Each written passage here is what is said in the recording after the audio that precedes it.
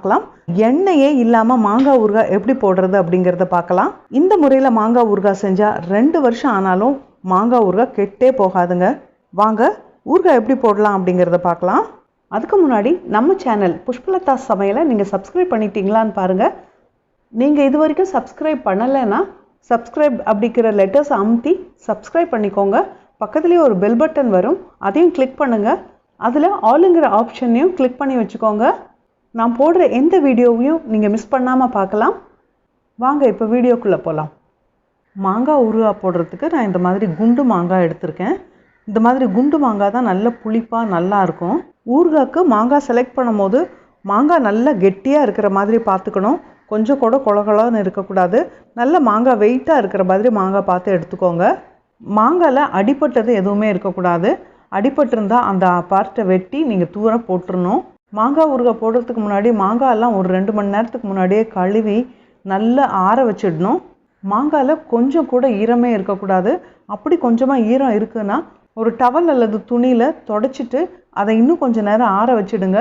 இந்த மாதிரி நல்ல ஈரமே இல்லாமல் ஊறுகாய் போட்டால் தான் ஊறுகாய் ரொம்ப நாளைக்கு நல்லா இருக்கும். அதே மாதிரி ஊறுகாய் பண்ண ஆரம்பிக்கிறதுக்கு முன்னாடி உங்கள் கை எல்லாமும் நல்லா ட்ரையாக தொடச்சிடணும்.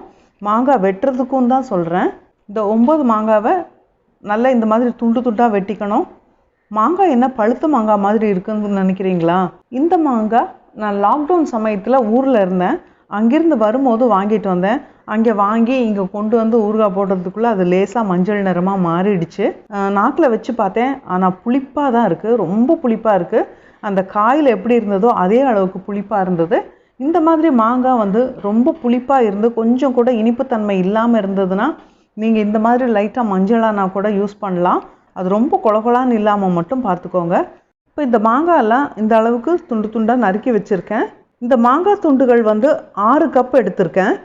அதுக்கு வந்து 1 கப் அளவுக்கு உப்பு வந்து கல்லுப்பு போடுறது தான் நல்லது. இந்த மாங்காய் துண்டுகள் 6 கப் இருக்குது. அதுக்கு 1 கப் அளவுக்கு உப்பு எடுத்து வச்சுருக்கேன். ஊறுகாய் போடுறதுக்கு கண்ணாடி பாத்திரம் இல்லைன்னா பீங்கான் ஜாடி எடுத்துக்கலாம். அதுவும் இல்லைன்னா ஃபுட் கிரேட் பிளாஸ்டிக் கண்டெய்னராக எடுத்துக்கோங்க. அதில் ஒரு லேயர் இந்த மாங்காய் துண்டுகளை போடலாம். அதுக்கு மேலே ஒரு அரை கை உப்பு எடுத்து மேலே அப்படியே தூவி விட்டுடுங்க. மறுபடியும் ஒரு லேயர் போடலாம். அதுக்கு மேலேயும் கொஞ்சம் உப்பை தூவி விடலாம். இப்படியே லேயர் மாற்றி லேயர் உப்பு மாங்காவும் மாற்றி மாற்றி போடணும். இப்போ மாங்காய் உப்பெல்லாம் லேயராக போட்டாச்சு. இதை வந்து நல்லா இறுக்கி மூடி வச்சிடணும். இது ஒரு 24 மணி நேரம் அது அப்படியே இருக்கணும். அதை திறந்தெல்லாம் பார்க்கக்கூடாது. 24 மணி நேரத்துக்கு அப்புறம் நீங்கள் எப்போ வேணால் திறக்கலாம். இன்றைக்கி காலையில் போட்டிங்கன்னா நாளைக்கு காலையில் திறந்து பாருங்கள். திறந்து பார்த்தானா அந்த உப்பு எல்லாம் கொஞ்சம் ஊறி இந்த மாதிரி தண்ணி கொஞ்சமாக வந்திருக்கும். இன்னும் கொஞ்சம் உப்பு கரையாமல் இருக்கும், அது பரவாயில்ல. இதை இந்த மாதிரி நல்லா குலுக்கி விடணும். கீழே இருக்கிற மாங்காய் அப்படி மேலே வர அளவுக்கு நல்லா குலுக்கி விடணும். குலுக்கி விட்டு மறுபடியும் மூடி வச்சுடுங்க. மறுபடியும் மறுநாள் எடுத்து மறுபடியும் இதே மாதிரி குலுக்கி வைக்கணும். அதுக்கு அடுத்த நாள், அதாவது 3ஆவது நாள் உப்பெல்லாம் கரைஞ்சி மாங்காவும் தண்ணியுமா இருக்கும். அதுக்குள்ளே இருக்கிற மாங்காய் துண்டுகள் எல்லாம் தண்ணியாக எடுத்து ஒரு துணியிலையோ இல்லைன்னா ஒரு தட்டுலையோ போட்டு இந்த மாதிரி போட்டு வெயிலில் வச்சிடணும். காலையில் வச்சிங்கன்னா ஒரு மத்தியானமாக ஒரு 3 மணிக்கு எடுங்க. அதே சமயம் நம்ம அதிலிருந்து வடித்து எடுத்த தண்ணி இருக்கும் இல்லைங்களா, அந்த தண்ணியை ஸ்டவ்வில் வச்சு இந்த மாதிரி ஒரு கொதி வந்ததும் நிறுத்திடுங்க. அது நல்லா ஆறட்டும். பாதுகாப்பான ஒரு இடத்துல வச்சுக்கோங்க. தண்ணி கிண்ணி எதுவுமே அதில் பற்றக்கூடாது. காஞ்சதுக்கப்புறம் எடுத்துகிட்டு வந்துட்டு இந்த மாங்காவெல்லாம் அதில் கொட்டிக்கலாம். இதுக்கு இன்னொரு கிண்ணம் எடுத்துக்கிறேன். அதில் வெந்தய பொடி வந்து இது வறுத்தெல்லாம் அரைக்காதீங்க. வெந்தயத்தை வெயிலில் வச்சு நல்ல மொறுமொறுன்னு காஞ்சதுக்கப்புறமா எடுத்துகிட்டு வந்து மிக்சியில் போட்டு அரைச்சி பவுடர் ஆக்கிடுங்க. அந்த வெந்தய பவுடர் 3 டேபிள் ஸ்பூன் அளவுக்கு போடுறேன். அது கூட பெருங்காயத்தூள் 1 டீஸ்பூன் அளவுக்கு போடுறேன். நீங்கள் 2 டீஸ்பூன் கூட போடலாம், ஒன்றும் பிரச்சனை இல்லை. அதுக்கு கூட கடுகும் அப்படி தான் கொஞ்சம் நேரம் வெயிலில் வச்சுட்டு எடுத்து மிக்சியில் பொடி பண்ணிவிட்டு அந்த பொடி ஒரு 3 டேபிள் ஸ்பூன் அளவுக்கு இதில் போட்டுக்கிறேன்.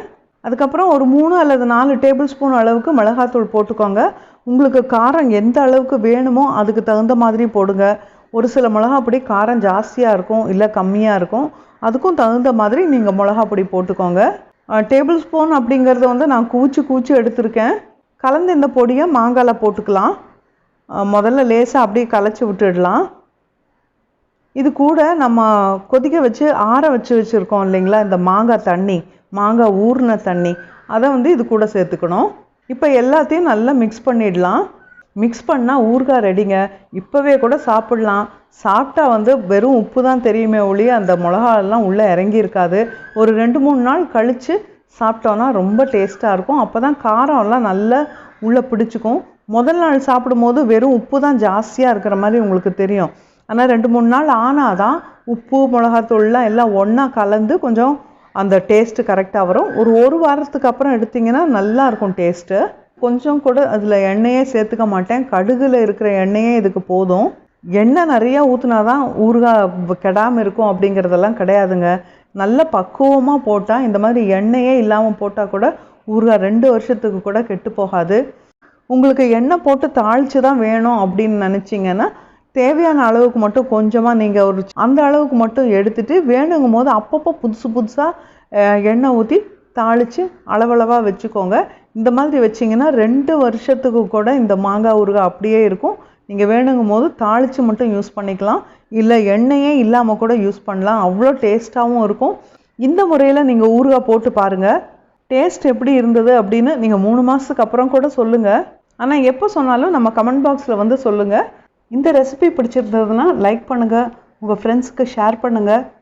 நம்ம சேனல் புஷ்பலதா சமையலை சப்ஸ்கிரைப் பண்ணிட்டீங்களா, பெல் பட்டனை அழுத்திட்டீங்களா அப்படின்னு செக் பண்ணிக்கோங்க. நன்றி, வணக்கம்.